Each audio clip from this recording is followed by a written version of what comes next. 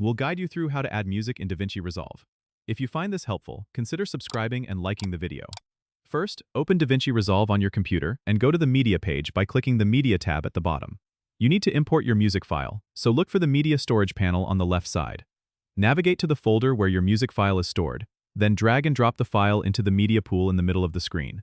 Now, switch to the Edit page by clicking the Edit tab at the bottom. In the media pool, you'll see your music file listed. Drag this file from the media pool down to the timeline at the bottom where you want your music to start. Make sure to place it on an audio track.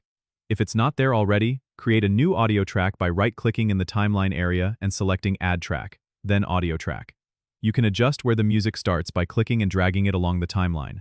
If you want to trim the music, hover over the beginning or end of the music clip, and when you see the double arrow icon, click and drag to the desired length.